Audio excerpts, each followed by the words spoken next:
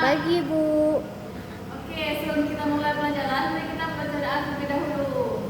Baik, Pak, kamu silahkan memimpin doa. Bismillahirrahmanirrahim.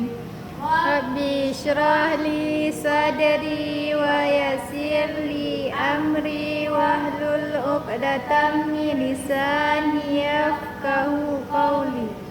Rabbi zidni ilman warzuqni fahman. Amin. Oke, Pak, absen ya. Nadila Fitria. Hadir, Bu. Bunda Revani. Hadir, Bu. Alhamdulillah kita hadir semua ya hari ini anak-anak. Oke anak-anak, apakah sudah semangat dalam belajar? Sudah, Bu. Oke, biar makin semangat ibu mau tes kelas speaking dulu ya. Ikuti ibu ya, kalau ibu bilang mana semangatmu, kalian jawab ini semangatku, oke?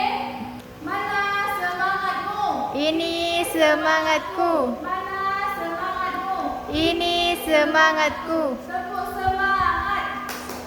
Semangat. Semangat. Baik, sebelum kita mulai pelajaran yang baru, siapa yang masih ingat kita minggu lalu belajar apa?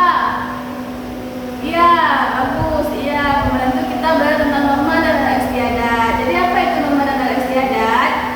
Norma dan nada istiadat ialah suatu kebiasaan baik yang dilakukan di masyarakat dan dilakukan terus-menerus. Jadi kali ini kita akan memulai bab 8, yaitu tentang topik kedua, yakni tentang kini aku menjadi lebih tertib. Sebelumnya ini menanya nih, kan kita udah belajar kemarin nih tentang norma-norma dan nada istiadat. Jadi kenapa sih kita harus mengikuti peraturan? Karena peraturan dibuat untuk menciptakan lingkungan yang aman, nyaman, tertib, dan teratur, Bu. Baik, bagus sekali jawabannya. Terus, apa sih yang terjadi kalau kita nih nggak mengikuti peraturan? Maka akan mendapatkan sanksi dan hukuman, Bu. Ya benar.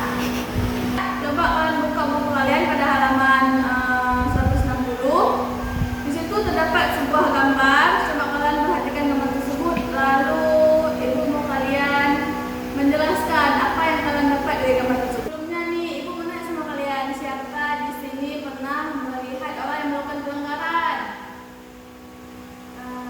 Iya, coba silahkan diterangkan. Saya pernah melihat orang yang masuk ke kamar mandi umum, terus pas dia keluar dia nggak bersih Bu, sedang dia Bu. Terus orang lain mau masuk terganggu Bu. Jadi gimana, apa yang terjadi sama orang yang melanggar peraturan tersebut? Apakah dia dihukum atau bagaimana? Dia diberi peringatan sama penjaga WC umum karena dia sudah melanggar kebersihan kamar mandi. Jadi pada bab yang kedua ini tentang ini aku menjadi tertib, kita akan membahas tentang peraturan yang tertulis dan peraturan yang tidak tertulis. Nah, apa sih peraturan yang tertulis sama tidak tertulis itu? Jadi peraturan yang tertulis adalah peraturan yang dibuat oleh pemerintah ataupun orang-orang yang mempunyai wewenang tersebut. Sedangkan peraturan yang tidak tertulis adalah peraturan yang dibuat oleh masyarakat atas kesepakatan bersama. Apa sih contoh peraturan yang tertulis itu? Jadi contoh peraturan yang tertulis adalah seperti menggunakan dalam saat berkendaraan. Yang kedua, seperti mempunyai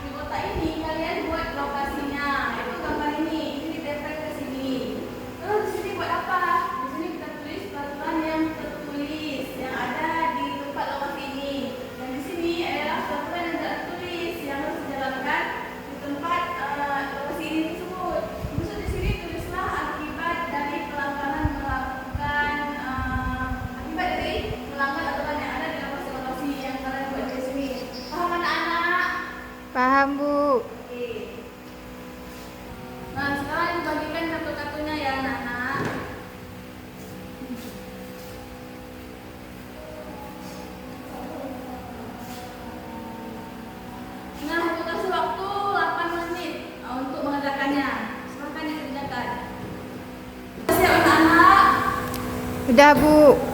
Okey.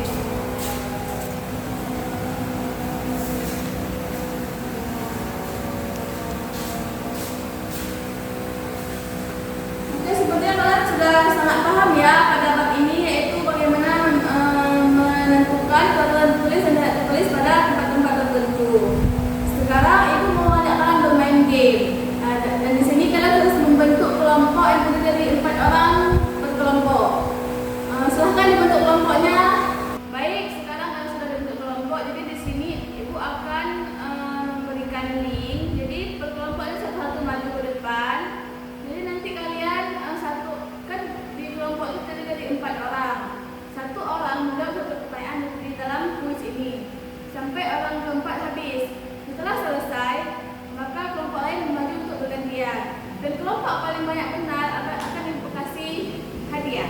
Oke?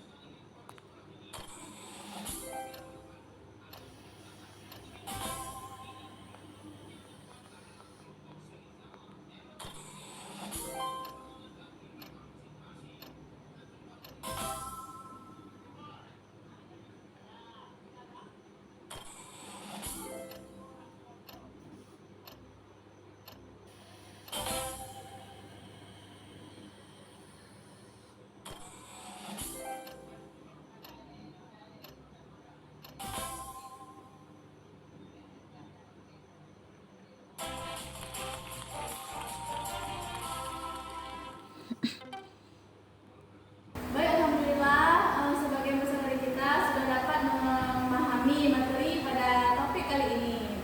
Dan dari hasil kuis yang baru saja kita kerjakan tadi, kelompok yang paling banyak memenangkannya ialah kelompok 2. Hore!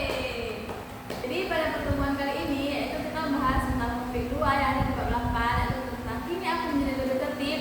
Dapat kita simpulkan bahwasanya peraturan itu ada 2, yaitu peraturan tertulis dan peraturan tidak tertulis. Nah, di sini peraturan tertulis ialah peraturan dengan sanksi yang bersifat memaksa. Biasanya peraturan ini dibuat oleh negara ataupun pemerintah yang mempunyai wewenang untuk membuat peraturan-peraturan tersebut.